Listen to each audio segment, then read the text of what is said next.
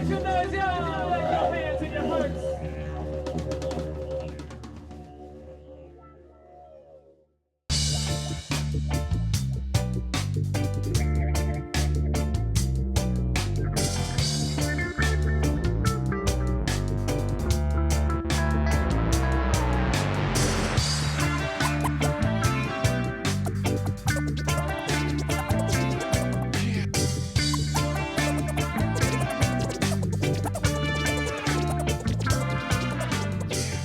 All right, here we go. Ready?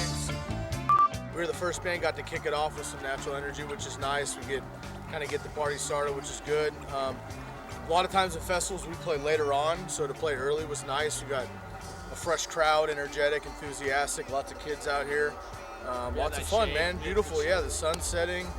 You know, Bob and the owner of the property has been so gracious over the years, letting people come out here and enjoy themselves, and we're very happy to be back out here and first time in Human Nature.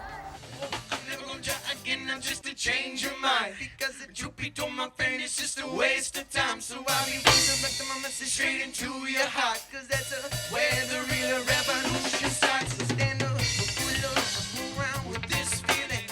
Raise the vibration now, just shake down the ceiling. Oh. Some reggae bands around the country are pretty much strictly reggae music.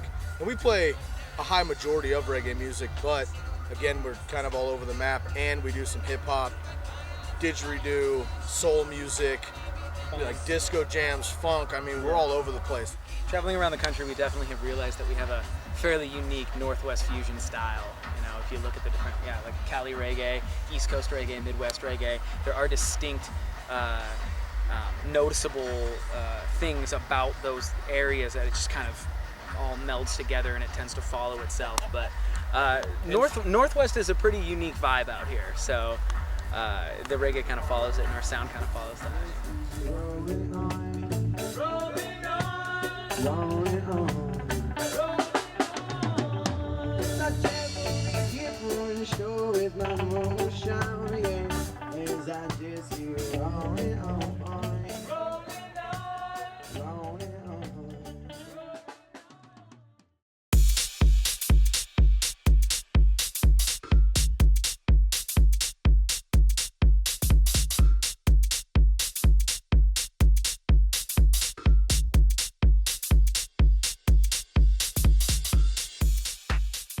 Artists continued to play for most of the night, including notable performances from World's Finest and Blue Lotus, whose set was cut abruptly short due to a midnight sound ordinance.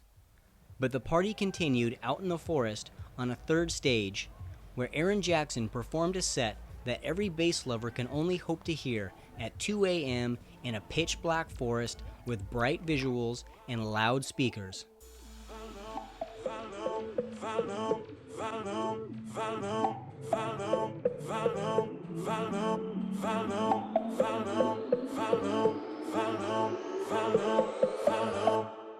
Baby, just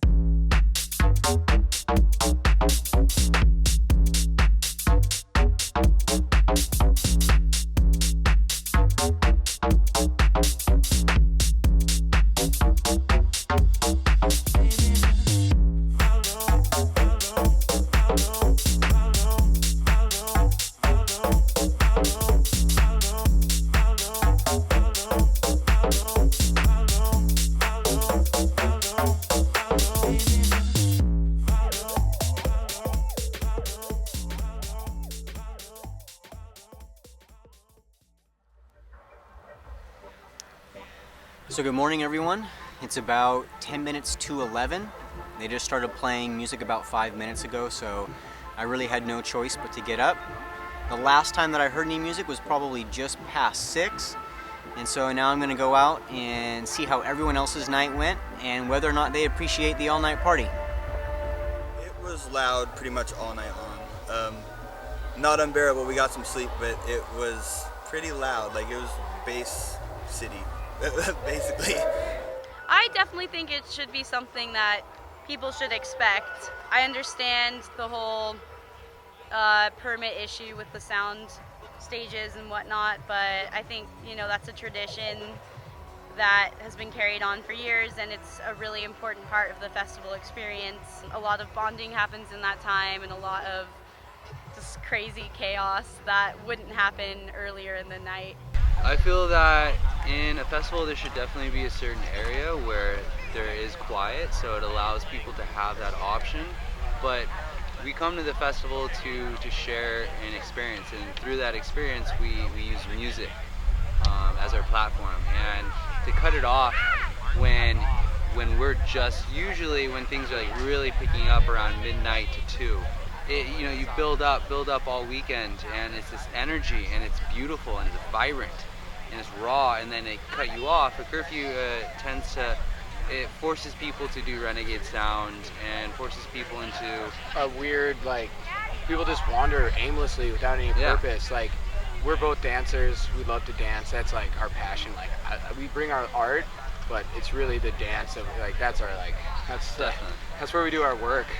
I feel like that the event, the people that threw the event maybe could have made more of an attempt to have areas, because it is an all ages event with young children too. We do have a little baby that's right here, that they could have an area that was more for people who were into being quiet at nighttime, and then the area for people who were wanting to be loud. But it is a big party, so it's hard to tell somebody to be quiet too.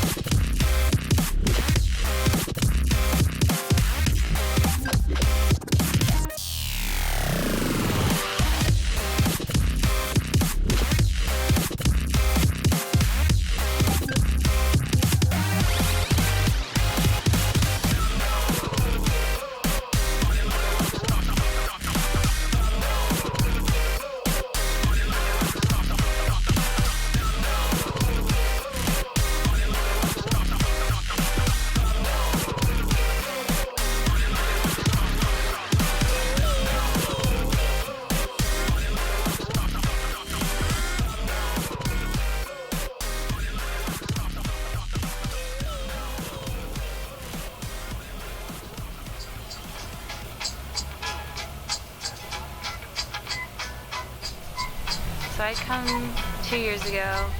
This year has been a little different for me personally. It's like, it feels very like, I don't know, I feel rejuvenated and like kind of having a project like this to work on and being in this environment and like not having any distraction whatsoever is kind of like the purest form to create in. You just have like all these beautiful people surrounding you and music and artisans. It's just kind of, it's been incredible to say the least. I actually did some painting at the last Human Nature, which I think was 2013.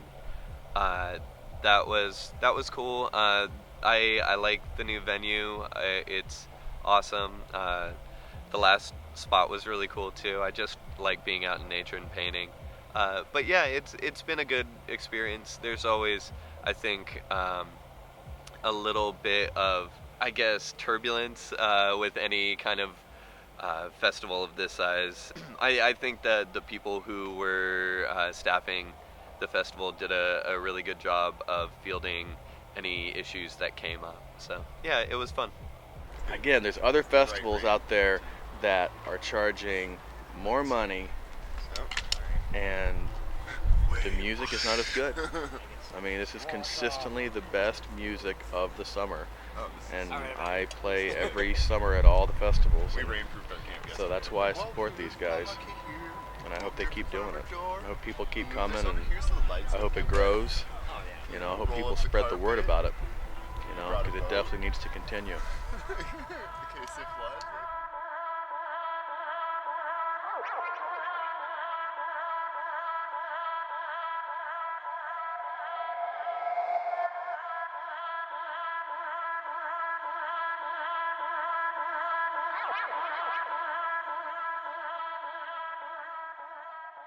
Ha ha